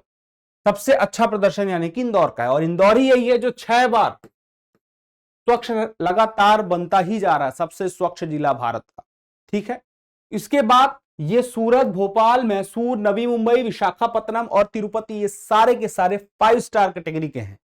तो उसके बाद यानी कि इंदौर के बाद सबसे बेहतर स्थिति किनकी है? तो इन शहरों की है। अगला देखिए, सितंबर 2022 को प्रधानमंत्री ने कहां पर वंदे भारत एक्सप्रेस ट्रेन के नए एवं उन्नत संस्करण का शुभारंभ किया है? तो गांधीनगर और मुंबई के बीच यह ट्रेन दौड़ेगी। वंदे भारत भारत की पहली सेमी हाई स्पीड ट्रेन है, आपको पता होगा, बहुत तेज गति से चलने वाली ट्रेन है। आगे देखिए, असमानता को कम करने के लिए प्रतिबद्धता सूचकांक 2022 में भारत की रैंक है। देखिए किसकी बात हो रही है? असमानता को कम करने के लिए प्रतिबद्धता सूचकांक 2022, इसमें भारत की रैंक है 123। जारी किसके द्वारा किया जाता है? ऑक्सफैम इंटरनेशनल और डेवलपमेंट फाइनेंस इंटरनेशनल के द्वारा।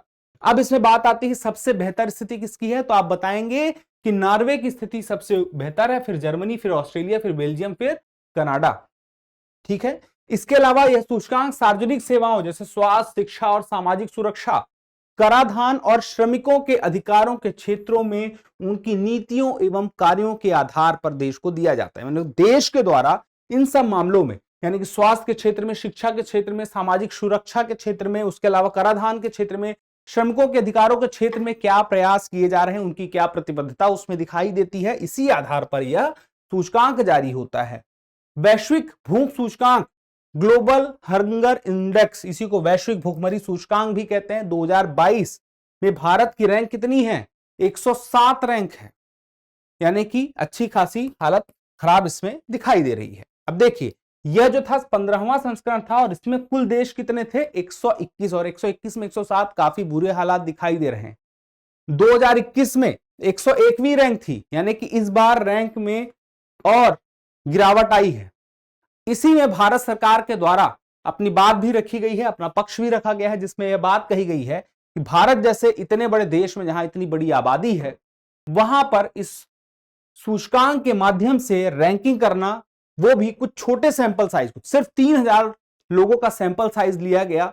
इतने कम सैंपल साइज से कैसे हम वास्तविकता का अनुमान लगा सकते हैं? इसलिए भारत सरकार द्वारा इस 107वीं रैंक पर प्रश्न चिन्ह भी लगाया गया।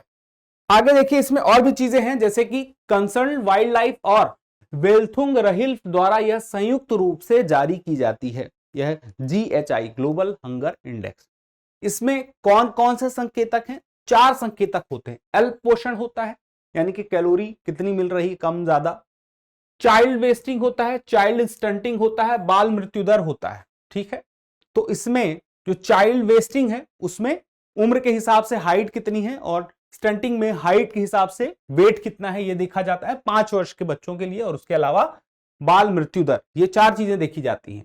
पड़ोसी देशों की हालत देखें तो पड़ोसी देशों में नेपाल 81, पाकिस्तान 99, श्रीलंका 64 और बांग्लादेश 84। मतलब कि इस इंडेक्स के हिसाब से सारे देश में, यानी कि पाकिस्तान में जहां आप देख रहे हैं कितने बुरे हालात चल रहे हैं, आटे के लिए मारामारी चल रही, उसका हाल भी बेहतर यहां पे दिखाया गया है। बहुत बेहतर नहीं है, पर भारत की तुलना में बेहतर है। ग्लोबल इनोवेशन इंडेक्स 2022 में भारत की रैंक है। देखिए, इसके बारे में अभी हमने चर्चा भी की थी पहले। इनोवेशन इंडेक्स में भारत की रैंक है 40वीं। इसके पहले कितनी थी? 41वीं थी। यानी कि नवाचार में भारत में ज्यादा इजाफा हो रहा है, और यह सरकार के द्वारा लाई गई नई नीतियों का ही प्रभाव दिखता है।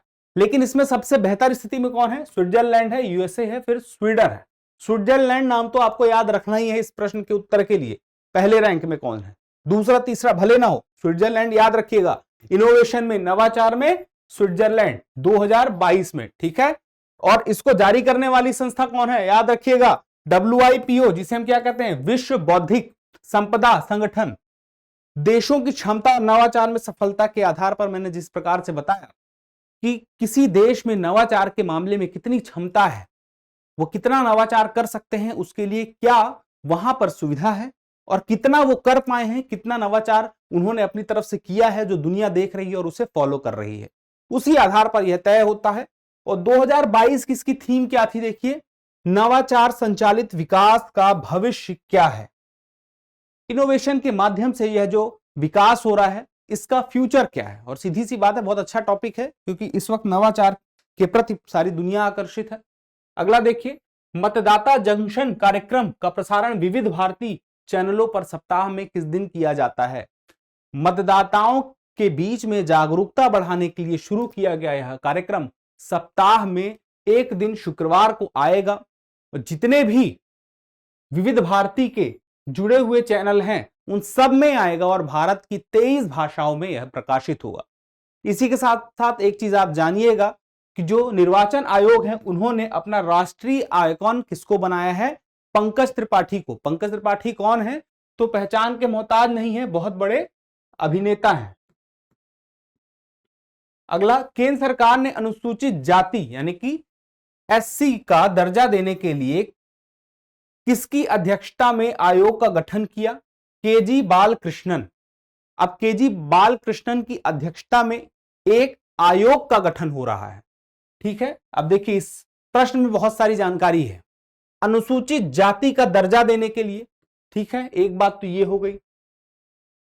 दूसरी बात हो गई, आयोग का गठन किया गया और अध्यक्षता किसके द्वारा की गई? केजी बालकृष्णन के द्वारा। तीन महत्वपूर्ण जानकारी है।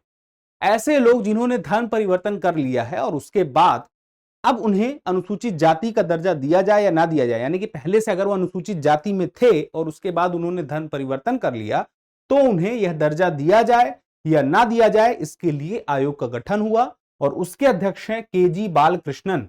केजी बालकृष्णन के बारे में सबसे महत्वपूर्ण जानकारी यही है कि सुप्रीम कोर्ट के वे पहले दलित चीफ जस्टिस रह चुके हैं, साथ में मानवाधिकार आयोग के अध्यक्ष भी रह चुके हैं। दो महत्वपूर्ण जानकारी है, इसलिए केजी बालकृष्णन को मत भूलिएगा। वर्तमान में किस आयोग के अध्यक्ष हैं और उस आयोग को किस लिए बनाया गया है। यहां पे मानवाधिकार आयोग के अध्यक्ष की बात आई है तो मानवाधिकार आयोग के अध्यक्ष रह चुके हैं, तो मानवाधिकार आयोग भी चर्चा में था। 1993 में राष्ट्रीय मानवाधिकार आयोग का गठन हुआ था, याद रखिएगा। अगला है भारत का व्हाइट शिपिंग इंफॉर्मेशन एक्सचेंज समझौता किस देश के साथ हुआ है? देखिए, न्यूजीलैंड के साथ भारत ने यह समझौता किया। समझौते का नाम क्या है?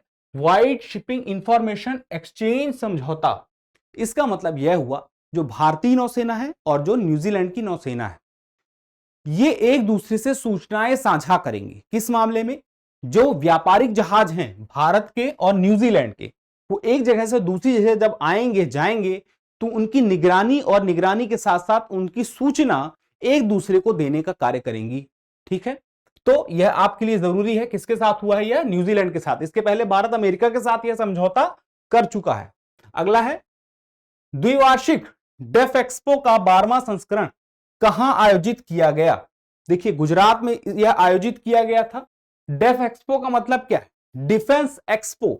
यहां पर प्रदर्शन किया गया भारत की मेक इन इंडिया का जो पहल चल रहा है उसके तहत जो भी डिफेंस से रिलेटेड यहां पर हथियार बनाए गए उनका यहां पे दिखाया गया एक्सपो में, और उसके साथ ही आकर्षित किया गया दुनिया के अन्य देशों को कि आप रक्षा क्षेत्र में हमसे अच्छे अच्छे उत्पाद खरीद सकते हैं, यानी कि हमसे आयात कर सकते हैं। और भारत ने इसी के साथ यह संदेश दिया कि वह अब आयातक से निर्यातक बन चुका है। और इस बार की थीम क्या थी डिफेंस एक्सपो की? Path to pride. ठीक है, अगला देखिए, राष्ट्रपति द्रौपदी मुर्मू ने सुविधा परम कामरूप का उद्घाटन कहां किया? इसका सही उत्तर है आईआईटी गुवाहाटी में। अब सुविधा परम कामरूप क्या है? एक सुपर कंप्यूटर है। ठीक है, लिविंग प्लैनेट रिपोर्ट 2022 के अनुसार वैश्विक स्तर किस क्षेत्र की वन्यजीव आबादी में सबसे अधिक गिरावट दर्ज की गई है? अगर यह प्रश्न पूछता है तो आप बताएंगे लैटिन अमेरिका एवं कैरिबियाई क्षेत्र में सबसे ज्यादा गिरावट दर्ज की गई है। किस चीज के लिए गिरावट दर्ज की गई है? कि वन्य जीव आबादी में सबसे ज्यादा कमी आई है।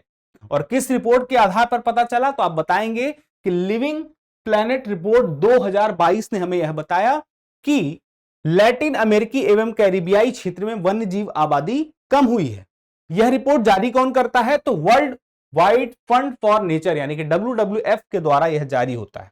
अगला प्रश्न है global forest sector outlook report 2050 किसके द्वारा जारी की गई? इसका सही उत्तर है संयुक्त राष्ट्र खाद्य और कृषि संगठन, फूड एंड एग्रीकल्चर ऑर्गेनाइजेशन। संयुक्त राष्ट्र का एक संगठन है, इसीलिए इसके नाम के आगे संयुक्त राष्ट्र खाद्य और कृषि संगठन कहा जाता है। इसका शीर्षक भी है, आप देख सकते हैं। आगे देखिए, देश के 50वें मुख्य न्यायाधीश के रूप में किसने 9 नवंबर 2022 को पदभार ग्रहण किया? देखिए, इस पर हमने अभी चर्चा की थी, बहुत पहले नहीं, अभी हाल ही में की थी कि 50वें न्यायाधीश के रूप में DY चंद्रचूड़ पदभार ग्रहण कर चुके हैं। DY चंद्रचूड़ का पूरा नाम क्या है? तो आप बताएंगे धनंजय यशवंत चंद्रचूड़। ठीक है, इसके पहले कौन थे? उदय उमेश ललित, UU ललित 49वें थे। अब देखिए, याद रखिएगा 16वें और सबसे लंबे समय तक सेवा करने वाले मुख्य न्यायाधीश कौन थे? न्यायमूर्ति YV चंद्रचूड़, उनके पुत्र हैं ये DY चंद्रचूड़। अगला है भारत का अटॉर्नी जनरल किसे नियुक्त किया गया है? अटॉर्नी जनरल का मतलब क्या हुआ? अटॉर्नी जनरल का सीधा मतलब है महान्यायवादी। भारत सरकार का प्रमुख सलाहकार होता है, ठीक है, न्यायिक सलाहकार होता है, और उसके अलावा सुप्रीम कोर्ट में भारत सरकार का वकील होता है।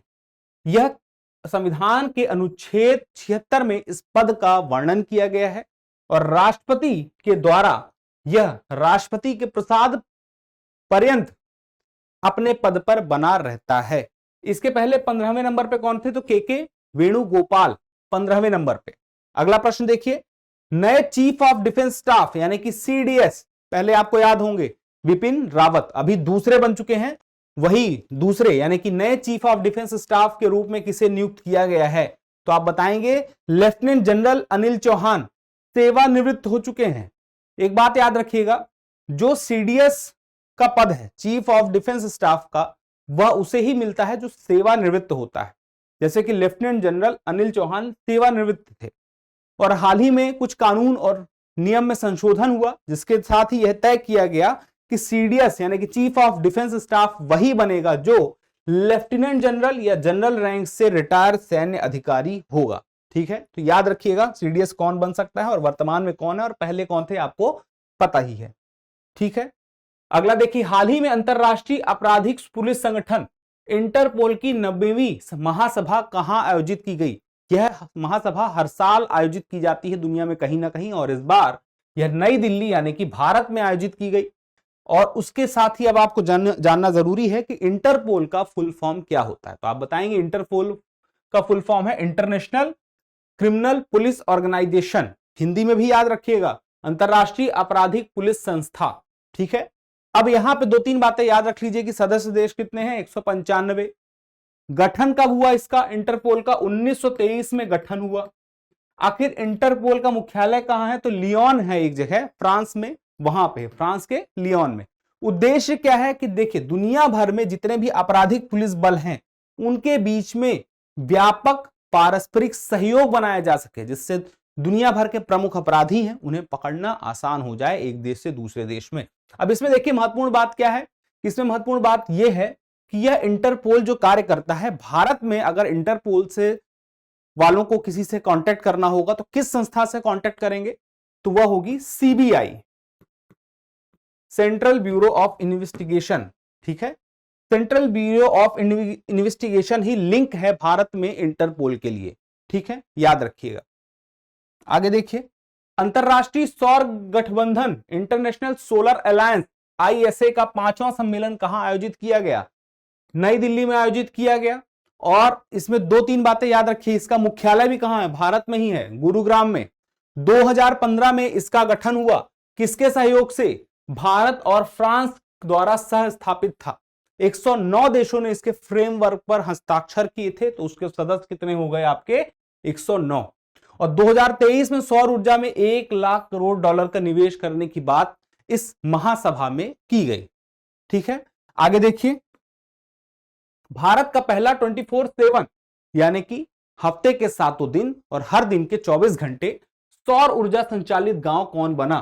तो आप बताएंगे गुजरात का मोढेरा गांव ऐसा पहला गांव है जो सौर ऊर्जा संचालित है, यानी कि दिन भर लाइट रहती है, 24 घंटे लाइट रहती है और हफ्ते के 7 दिन यहां रहती है। किस वजह से? सौर ऊर्जा की वजह से। उसका फायदा क्या हो रहा है? 60 से 100% बिजली की बचत हो रही है। सभी सोलर सिस्टम जो हैं बैटरी एनर्जी स्टोरेज सिस्टम यानी BESS से जुड़े हुए हैं। इसका मतलब यह होता है कि जो सौर ऊर्जा प्राप्त होती है उससे जो विद्युत ऊर्जा बनती है वह विद्युत ऊर्जा स्टोर भी होती है, उसका सिस्टम भी यहां पर बनाया गया है। अगला है, हाल ही में किस भारतीय महिला क्रिकेट टीम की खिलाड़ी ने इंटरनेशनल क्रिकेट से अपने संन्यास की घोषणा कर दी है? तो इसका सही उत्तर है झूलन गोस्वामी। झूलन गोस्वामी भारत की जो टीम है उसमें गेंदबाज थी, भारतीय महिला टीम की। इन्होंने संन्यास की घोषणा कर दी, लेकिन इनका नाम हमेशा के लिए भारतीय महिला टीम में जाना जाएगा। किस वजह से? क्योंकि ये अपने आप में बहुत अच्छी बॉलर थी। इन्हें चकदा एक्सप्रेस कहा जाता था और दुनिया के लोग यानी कि भारत में तो खासकर इन्हें बॉल गर्ल के नाम से भी जानते हैं। बॉल गर्ल क्यों कहा जाता है? क्योंकि जिस क्षेत्र में, जिस गांव में यह रहा करती थी, वहां बॉल गर्ल का काम करती थी। यानी कि जैसे गली मोहल्ले के लोग क्रिकेट खेल रहे हैं, आंगन के बाहर गेंद चली गई तो गेंद लेके आने का काम कौन करेंगी? झूलन गोस्वामी। यहीं से उनको धीरे धीरे क्रिकेट खेलने का मन बनने लगा। फिर सचिन तेंदुलकर को उन्होंने खेलते हुए देखा, फिर उन्हें थोड़ी सी मोटिवेशन मिला और साथ में सपोर्ट मिला। हालांकि स्ट्रगल बहुत खासा रहा, लेकिन अंत में चकदा एक्सप्रेस के नाम से जानी गई। और चकदा एक्सप्रेस के नाम से क्यों जानी गई? क्योंकि चकदा ही उनका गांव है, चकदा गांव की है, पश्चिम बंगाल की। ठीक है, 284 मैचों में 355 विकेट तो ले ही चुकी हैं। महिला विश्व कप में सबसे अधिक विकेट लेने का रिकॉर्ड भी इन्हीं के नाम है। और 2007 में आईसीसी महिला प्लेयर ऑफ द ईयर यानी कि women's player of the year का पुरस्कार मिला था। कब मिला था?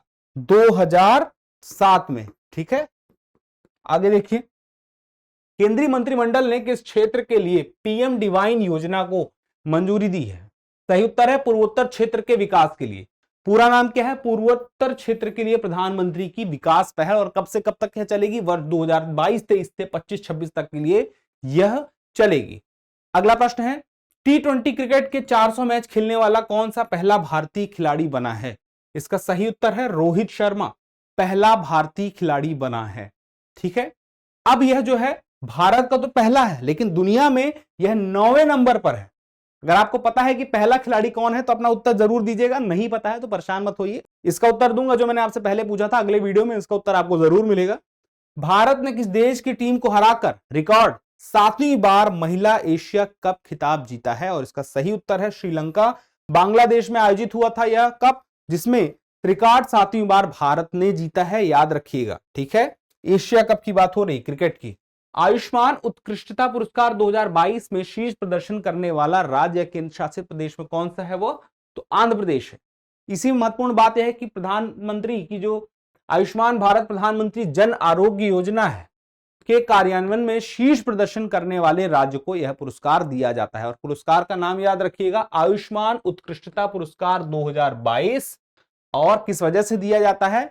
आयुष्मान प्रधानमंत्री जन आरोग्य योजना है, उसमें बेहतर प्रदर्शन करने वाले राज्य को दिया जाता है। यह योजना क्या है? तो इस योजना की शुरुआत आप याद करिएगा कि 2018 में यह योजना शुरू हुई थी। और उसके बाद इसमें यह बात था कि 5 लाख रुपए वार्षिक बीमा था प्रत्येक परिवार का। और इस प्रकार भारत के 50 करोड़ लोगों का बीमा इस योजना के माध्यम से करने की बात कही गई। अगला है, शीर्ष प्रदर्शन करने वाला जो जिला था इसमें क्या था? पार्वतीपुरम मान्यम, जो कि आंध्र प्रदेश का था। ठीक, अगला प्रश्न है, वर्ष 2022 का दादा साहब फाल्के पुरस्कार किसको मिला? 2022 का अभी हाल ही में मिला है दादा साहब फाल्के पुरस्कार आशा पारेख को मिला है, जो कि बहुत बड़ी अभिनेत्री रही हैं बॉलीवुड की। दादा साहब फाल्के पुरस्कार की शुरुआत कब हुई थी? वर्ष 1969 से शुरुआत हुई। अब दादा साहब फाल्के के बारे में हम लोग पहले भी चर्चा कर चुके हैं, एक बार और थोड़ा सा बता देता हूं। यह जो दादा साहब फाल्के थे, इन्हें भारतीय फिल्म का पितामह कहा जाता है, धुंडीराज फाल्के। अब इनके बारे में याद रखिएगा कि इन्होंने भारत की सबसे पहली फिल्म बनाई थी। फिल्म का नाम क्या था? फिल्म का नाम था हरिश्चंद्र। किस वर्ष बनाई थी? वर्ष 2013 में हरिश्चंद्र फिल्म आई थी। ठीक है, मूक फिल्म थी, बोलती फिल्म नहीं थी। बोलने वाली फिल्म कौन सी थी सबसे पहली? आलम आरा थी। आगे देखिए, वर्ल्ड ग्रीन सिटी अवार्ड 2022 किसको प्राप्त हुआ? इसका सही उत्तर है हैदराबाद। अगला है, साहित्य के क्षेत्र में नोबेल पुरस्कार 2022 किसको प्राप्त हुआ? देखिए, साहित्य के क्षेत्र में एनी एर्नो को मिला है। एनी एर्नो ने जीवन के बहुत सारे अनुभवों के साथ में अपने साहित्य रचना की और अपने अनुभवों को ही अपनी रचनाओं में जगह दी, जिसके साथ ही उन्हें यह पुरस्कार मिला। अभी हम आगे चर्चा करेंगे नोबेल पुरस्कार की। अल्फ्रेड नोबेल की स्मृति में स्वीडिश केंद्रीय बैंक द्वारा दिया जाता है। अब कौन देता है इसके बारे में जानेंगे, कब से शुरू हुआ आगे जानेंगे अभी। ठीक है, शांति पुरस्कार 2022 बेलारूस के मानवाधिकार अधिवक्ता एलएस बालियात्स्की, रूसी मानवाधिकार संगठन मेमोरियल और यूक्रेनी मानवाधिकार संगठन सेंटर फॉर सिविल लिबर्टीज, इनको मिला, याद रखिएगा। अगला है नोबेल पुरस्कार विजेताओं की सूची 2022 की। देखिए, फिजियोलॉजी और मेडिसिन में प्रोफेसर स्वंते पाबो, भौतिक विज्ञान में एलन आस्पेक्ट, जॉन क्लासर, एंटन जिलिंगर, रसायन विज्ञान में कैरोलिन बर्टोजी, मोर्टन मिल्डर और बैरी शार्पलेस, साहित्य में एनी एर्नो। उसके अलावा अर्थशास्त्र में Ben S बर्नाके, Douglas W diamond और फिलिप एच डायबर्विक। उसके अलावा देखिए, शांति में बेलारूस के मानवाधिकार अधिवक्ता एलएस बालियात्स्की, रूसी मानवाधिकार संगठन मेमोरियल और यूक्रेनी मानवाधिकार संगठन सेंटर फॉर सिविल लिबर्टीज। ये दोनों जगह वही है जहां जिनके बीच में युद्ध चल रहा है, यूक्रेन और रूस की, उन्हीं के संगठन है, उन्हीं देशों के। तो आप देख सकते हैं कि जो 6 कैटेगरियां हमने देखी, अर्थशास्त्र, शांति, साहित्य, रसायन, भौतिक और चिकित्सा, इन 6 क्षेत्रों में दिया जाता है। इन 6 क्षेत्रों में दिया जाता है। साथ में एक बात और है कि ये 6 क्षेत्र में भी किसी एक क्षेत्र में जब पुरस्कार दिया जाएगा तो अधिकतम कितने होंगे? अधिकतम 3 लोगों को ही यह पुरस्कार दिया जाएगा। थोड़ा सा विस्तार से जान लेते हैं नोबेल पुरस्कार के बारे में। तो अल्फ्रेड नोबेल नाम के एक व्यक्ति थे, बहुत बड़े आविष्कारक थे। उन्हीं के वसीयतनामे के अनुसार इस पुरस्कार की यानी कि नोबेल पुरस्कार की शुरुआत हुई। और सबसे पहली बार नोबेल पुरस्कार कब दिया गया? तो वर्ष 1901 में सबसे पहली बार दिया गया। अब बात आती है कितने श्रेणियों में? मैं आपको पहले ही बता चुका हूं 6, लेकिन शुरू से ही ये 6 श्रेणियां नहीं थी। पहले श्रेणी कम थी, बाद में श्रेणी बढ़ी। कौन सी बढ़ी? अभी आगे देखते हैं। देखिए, भौतिकी के लिए कौन देता है? Royal Swedish academy of sciences. रसायन के लिए royal Swedish academy of sciences. Physiology और चिकित्सा के लिए कैरोलिंस्का इंस्टीट्यूट की नोबेल असेंबली देती है। साहित्य के लिए स्वीडिश एकेडमी देती है। शांति के लिए नॉर्वे की नोबेल कमेटी देती है। और अर्थशास्त्र, इसकी स्थापना कब हुई थी? स्वीडन के सेंट्रल बैंक द्वारा 1968 में स्थापित हुआ था यह अर्थशास्त्र का जो क्षेत्र है वह, और इसमें भी royal Swedish academy of sciences देती है। इस पुरस्कार समारोह का आयोजन हर साल कहां होता है? याद रखिएगा, वह है स्टॉकहोम, स्वीडन में होता है। हर साल दिसंबर में होता है। महीना भी फिक्स है, जगह भी फिक्स है। लेकिन एक कैटेगरी ऐसी है, शांति पुरस्कार की कैटेगरी, उसका आयोजन स्टॉकहोम में नहीं होता है, बल्कि यह ओस्लो में होता है। और ओस्लो कहां पे है? तो याद रखिएगा, ओस्लो जो है नॉर्वे में है। ठीक है। प्रत्येक नोबेल पुरस्कार विजेता को स्वर्ण पदक, डिप्लोमा और मौद्रिक पुरस्कार मिलता है। मौद्रिक पुरस्कार कितना होगा वो निर्धारित कर लिया जाता है। ठीक है। और एक बात की, मरणोपरांत नहीं दिया जाता है। इसीलिए कहा जाता है कि नोबेल पुरस्कार गांधी जी को नहीं मिला, जिनके लिए आजादी की लड़ाई में शांति और अहिंसा ही सबसे महत्वपूर्ण हथियार थे, यानी कि सत्य और अहिंसा। लेकिन अहिंसावादी व्यक्ति को क्यों नहीं दिया गया शांति का पुरस्कार? क्योंकि वह जीवित नहीं रहे। इसलिए कहा जाता है जिस वर्ष वो मरे 1948 में, उस साल किसी को नोबेल पुरस्कार शांति का नहीं दिया गया। और कहा गया नोबेल पुरस्कार देने वालों के द्वारा कि इस साल कोई भी व्यक्ति ऐसा जीवित नहीं बचा है जिसे हम शांति का नोबेल पुरस्कार दे सकें। यह उनके सम्मान में ऐसा कहा गया। ठीक है। पहले नोबेल पुरस्कार प्राप्त करने वाले भारतीय कौन थे? आपको याद होगा, यह आपने इतिहास में भी पढ़ा होगा। रविन्द्रनाथ टैगोर। साहित्य के लिए 1913 में इन्हें यह पुरस्कार मिला था। भारतीय महिला की बात करें तो मदर टेरेसा को मिला था, 1979 में मिला। ठीक है। आगे देखिए, बुकर पुरस्कार 2022 किसको प्राप्त हुआ है? शिहान करुणा तिलका को प्राप्त हुआ है। इनका संबंध कहां से है? श्रीलंका से। और इनकी रचना कौन सी है? The 7 moons of Maali Almeida इनकी कृति है, पुस्तक है, उसके लिए मिला है बुकर पुरस्कार। और बुकर पुरस्कार के बारे में 2-3 चीजें जान लीजिए कि बुकर पुरस्कार किसे मिलेगा अपने आप में। तो साहित्य के क्षेत्र में दिया जाने